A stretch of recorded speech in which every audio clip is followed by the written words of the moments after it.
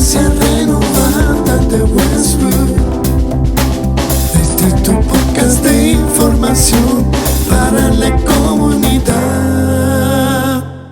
Bienvenidos nuevamente a Sabiduría en Acción. Bienvenidos, Robert Pedri. Gracias. ¿Cómo se encuentran el día de hoy? Muy bien, con mucha energía. Qué bueno, nosotros encantados como siempre tenerlos otra semana llena de aprendizaje y pues otra semana que nos encontramos. Siempre es un gusto dedicar un tiempo a reflexionar sobre Sí. temas que nos competen a todos, ¿no? Es cierto, es así.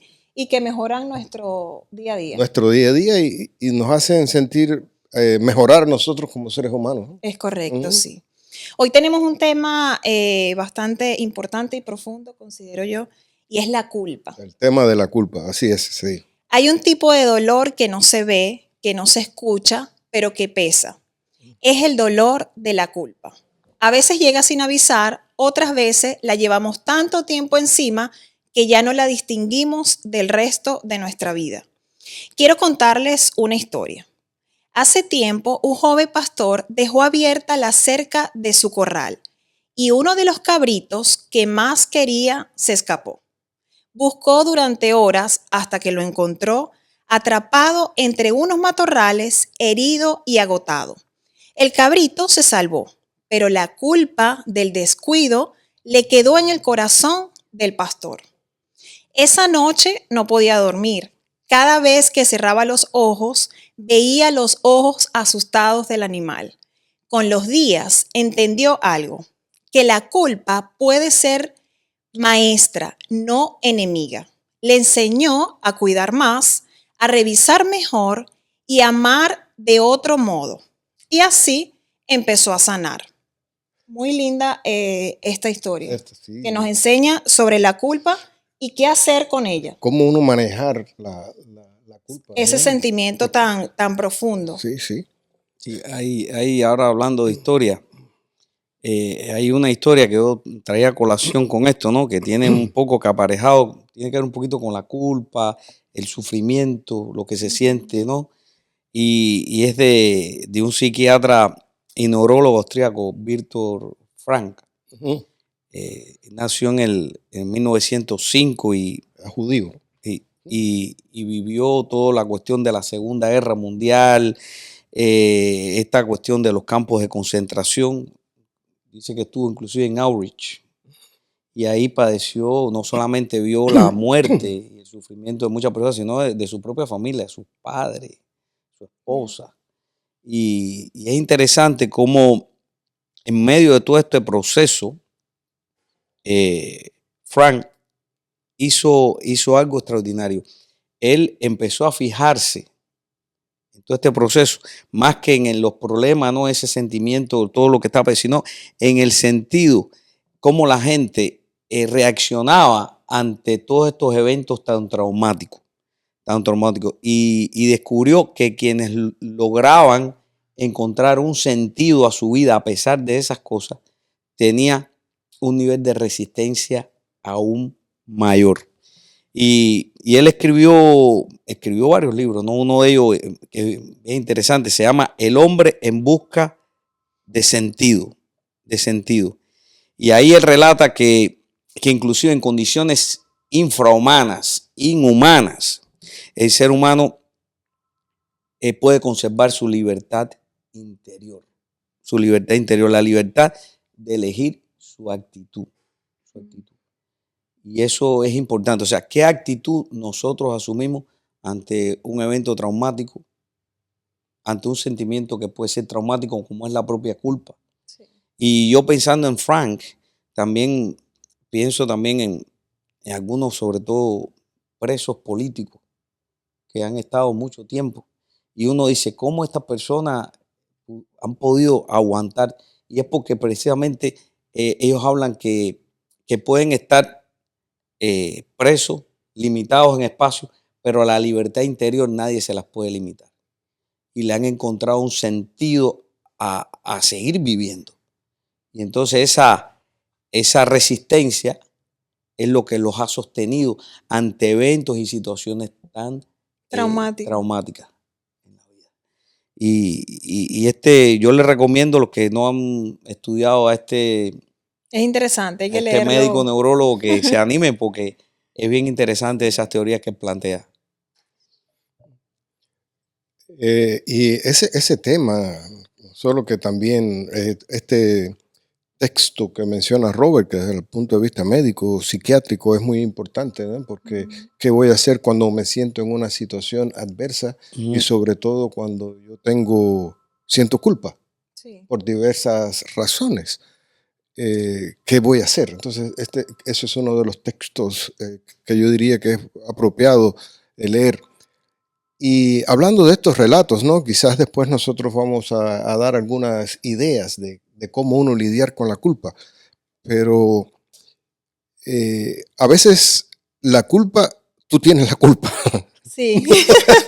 a veces realmente la tienes, ¿no? Hay que partir de ahí. Sí, pero a veces se produce y la sociedad no te juzga como culpable porque tal vez otra persona en tu lugar hubiese reaccionado de la misma forma, pero tú te sientes mal porque crees que traicionaste tus principios, que no actuaste de una manera apropiada como Sí. tú hubieses deseado. Y yo diría que hay una historia bíblica muy bonita que todo el mundo conoce. Bueno, yo siempre digo esas palabras, una historia bíblica muy bonita. Yo creo que sí, pero es que Todas me las gustan, historias es que me son- sí. gustan. Pero esta es la historia de alguien que yo admiro, un personaje bíblico que admiro mucho, tiene mi mismo nombre, Pedro, o yo tengo el nombre de él. Sí. Yo tengo el nombre de él. Y me gusta mucho la vida de Pedro, la manera del ser. Yo tuve la posibilidad de visitar las ruinas donde él vivía, ¿no? O Qué de bien. su casa, ¿no? Y a mí me causó muy buena impresión el ambiente en el que Pedro vivía. Su casa estaba, para su época, con un lugar muy, yo diría, relevante. Estaba cerca de una sinagoga, había acceso al lago que nosotros conocemos, o le dicen en la Biblia como el mar de Galilea, es un lago enorme, muy lindo. Entonces, Pedro creció en un ambiente, diríamos, social apropiado, que te inspiraba, que te estimulaba a trabajar. Y Pedro parece que era una persona muy organizada, que era una persona que tenía éxitos en su trabajo en aquella época. Ser un pescador en ese momento no era una actividad que generaba dividendos. Al uno leer la historia de Pedro, pues da la impresión de que era alguien respetado, que era alguien que tenía o una compañía familiar o que trabajaba en coordinación con otras personas. Es decir, era alguien responsable, disciplinado, respetado, era alguien valiente, era alguien, un hombre de palabra, pero en determinado momento él sintió que faltó a su palabra. Él sintió que faltó a sus principios, ¿no? Y fue el momento en el que negó a Jesús. La historia bíblica, y Robert y yo comentábamos, Y no lo negó una vez. sí, lo negó 3 veces. Tres veces. Y Robert y yo comentamos que tal vez cualquier otra persona en su lugar lo hubiera hecho. Él estaba solo, él siguió a Jesús cuando se lo llevaron para ser juzgado y lo siguió de lejos, que la mayoría de las personas se fueron, de los seguidores, y Pedro siguió. Es decir, que era una persona valiente, y cuando se acercó para ver más qué es lo que estaba ocurriendo y para calentarse al fuego, porque también parece que el clima era algo adverso, y él tuvo miedo de que también correr la misma suerte de Jesús. Y entonces dijo, no, yo no andaba con él, yo no lo conozco. Lo hizo, como diríamos, para Sí. protegerse él mismo, y cualquier persona en ese momento reaccionaría de esa De manera. la misma manera. Es correcto. E inclusive posteriormente Jesús, nadie lo condenó, nadie lo criticó por haber actuado de esa manera, pero él se sentía tan mal que dice que salió y lloró amargamente. Entonces, ese sentido de culpa, a veces aunque nosotros seamos personas fuertes, aunque nosotros creamos que lo hacemos todo bien, aunque nosotros seamos personas fuertes, decididas, en algún momento puede asaltarnos. Yo diría que a casi todos en algún momento Nos ha pasado, nos por ha pasado supuesto. que la culpa, ese sentimiento de culpa Nos invade. Sí. sí. Sí. No, y un comportamiento también a veces muy humano. Eso es en nuestro interior con nosotros mismos, nos sentimos muy mal. Pero ¿qué sucede en ocasiones también? Cuando estamos frente a la persona a la cual le hemos fallado, yo creo que una primera actitud puede ser también justificar por qué fallamos. Justificar la culpa. Óyeme, mira, discúlpame, pero mira, pasó esto, yo no lo hubiera querido hacer, fue sin querer. O sea, buscamos una justificación Para lo que hicimos. y nos cuesta delante de la persona a la cual le hemos fallado aceptar nuestra culpa. Yo no sé si es temor a uno sentirse frágil, desvalido ante esa persona. No sé si es el temor a quizás que está esperando una reprimenda de la otra persona.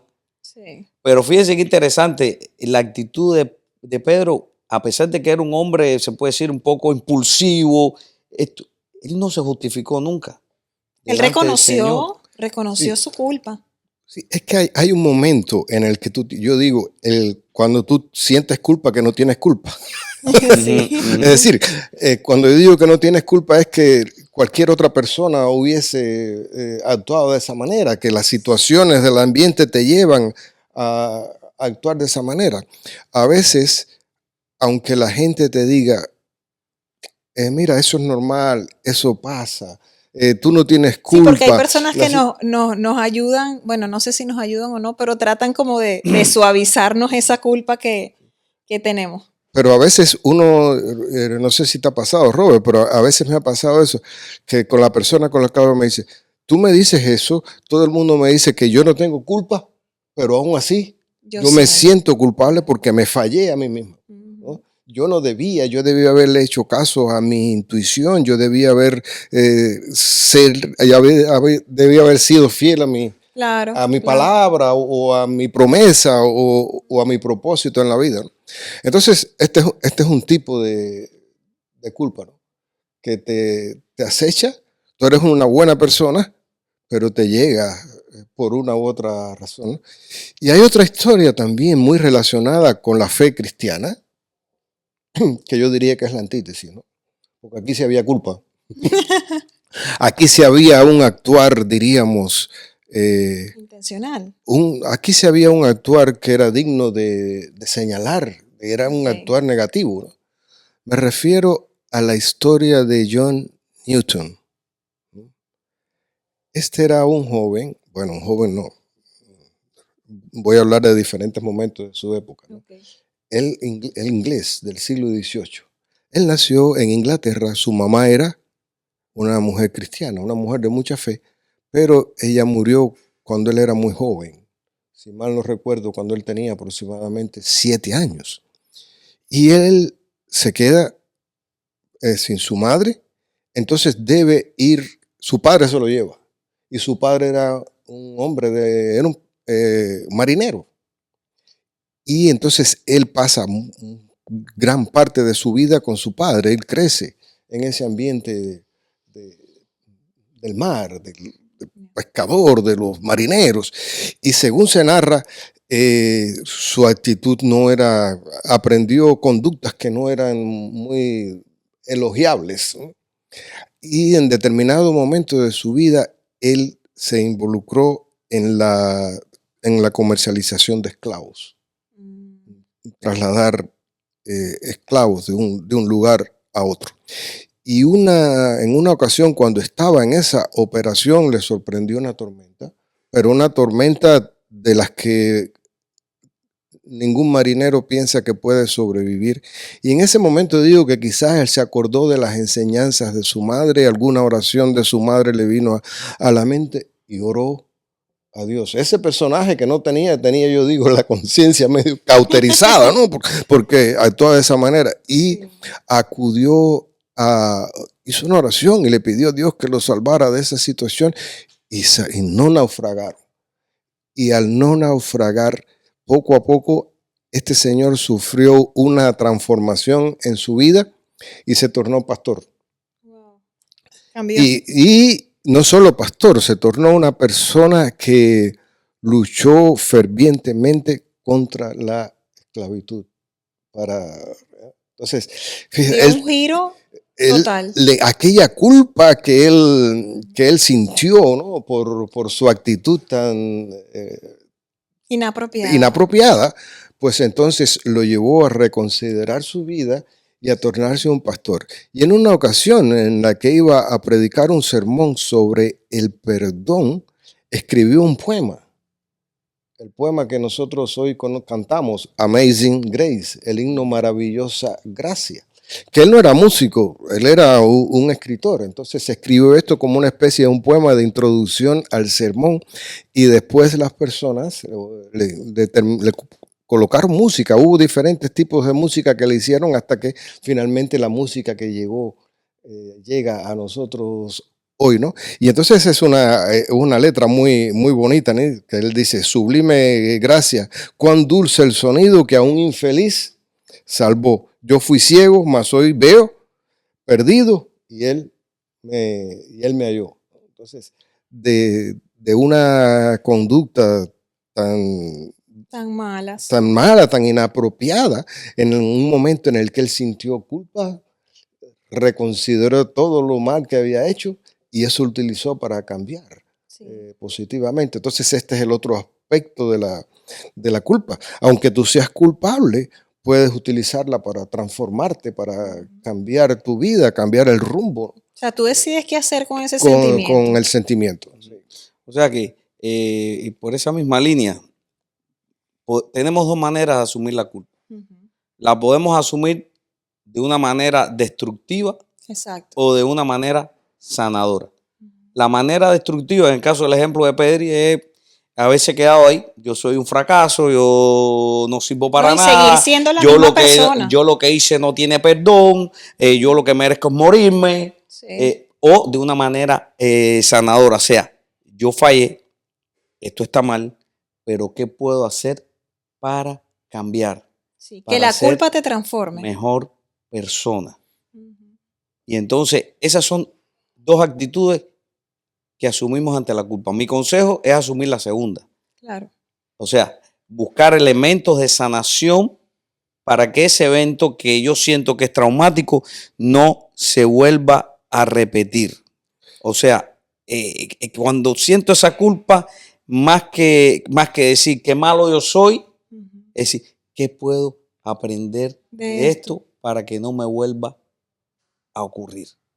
Es decir, que ya eso sería una de las sugerencias, Robert, Exacto. Sí, comentábamos de algunas sugerencias de cómo de forma práctica se puede lidiar con la culpa, que como hemos visto te va a llegar en determinados momentos por una u otra vía. Y entonces, además de ver la culpa en forma sanadora, transformadora, como tu anécdota al inicio, ¿no? Sí, no voy a dejar, tengo que ser más precavido a la hora de revisar mi corral por la noche, ¿no? Exactamente. Y otra de las sugerencias entonces que Robert y yo hablábamos es la necesidad de reconocer el dolor. Asumirlo, es verdad, me equivoqué, ¿no? Es verdad que siento este dolor y yo diría que reflexiona acerca del hecho. Claro. Y pregúntate a ti mismo qué tú puedes aprender, ¿no?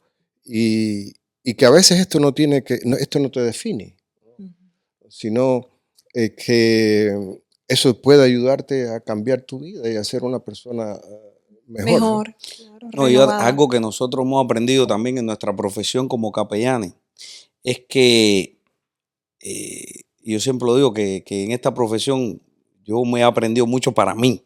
Para mí, yo era una persona que me guardaba mucho las cosas y aún a veces me cuesta, pero por eso es bueno siempre tener amigos de confianza con quien compartir. Cuando tú sientas ese sentimiento de culpa, ese dolor, además de hacer esa reflexión para ti mismo, también compártelo con una persona que te escuche, con una persona que tú te sientas cercana. Que tú sabes que te va a sumar. Sacar eso que tienes dentro. Sacarlo y compartirlo de una manera genuina. Buscar esa persona como fue el caso de Jesús con Pedro. O sea, Jesús escuchó a Pedro, no lo juzgó. O sea, buscar esa persona que no está ahí para juzgarte, sino está para escucharte simplemente. Para escucharte, para ayudarte a aliviar esa pena, para ayudarte a sanar. Porque tu actitud te va a ayudar a sanar, pero también a veces necesitamos de ayuda especializada, de ayuda de ese amigo incondicional. No, y que nos ayudan a ver con más claridad esa herida. Entonces, eso es importante. O sea, esa actitud sanadora está por reconocer la culpa, por decir, yo fallé, en qué puedo mejorar, compartir eso también para que esa herida sane lo más rápido posible. En ese mismo aspecto, ¿no? En el sentido de expresar, ya lo hemos hablado mucho aquí en ese sentido, ¿no? Es importante que uno exprese, porque las palabras son el bálsamo del alma. Tú comentas lo que te... Entonces, háblalo, busca un lugar seguro y una persona apropiada, porque cuando uno se siente culpable, esas tres cosas son muy importantes. Hablar, el lugar seguro y saber que alguien te escucha sin juzgar. Entonces, eso es muy importante, ese tópico del que está hablando Robert. Como decía comunícalo, Robert, no te a una la guardes. persona de confianza, porque no a cualquiera uno se abre y muestras esa parte tan débil. Sí, no es salir por ahí hablando de ella. No, exacto. No, porque mucha gente... que los consejos sabemos que no siempre son. Y además, como te decía, compartirlo con alguien que más que hable contigo te escuche, que no esté para jugar, porque a veces compartimos nuestras penas con alguien que lo que salimos más intoxicados. Es peor, sí, es verdad. ¿No? Y cuando tú tienes la culpa, aunque te digan no eres culpable, la sigues teniendo. No, yo creo que eso se siente. Sí. Uno sabe cuando, por más que me digan que no, yo siento que esto no lo hice como debía hacerlo. Sí. Y por eso viene la culpa. Y lo otro es también, por ejemplo, cuando le hemos fallado a alguien, que nos reconocemos esa culpa delante de esa persona, a veces también una tendencia es mantener como una actitud masoquista. Ni siquiera queremos aceptar el perdón de la otra persona. No, acepta ese perdón, sacúdete y di, voy a empezar de aquí en adelante. Esto no puede volver a pasar. Claro. No, o sea, no puede definirte como persona. Y entonces lo que realmente es lo que llamamos pasar la página, pero pasar la página después de un proceso. Sí. ¿No? Donde encontremos un nuevo propósito a continuar viviendo y no volver a fallar. Exacto. Renovados y transformados. Y bueno, recuerden, la culpa puede destruir o construir, lo que estábamos conversando. Puede encerrarte o abrirte los ojos. Todo depende de si la dejas abrirse en el alma o la conviertes en semilla. Quizás la culpa no vino para castigarte, sino para recordarte que aún puedes reparar, amar y comenzar otra vez. Y cuando llegue el momento de hacerlo, recuerda que la gracia, esa asombrosa gracia, siempre está más cerca de lo que creemos. Así mismo. Así mismo.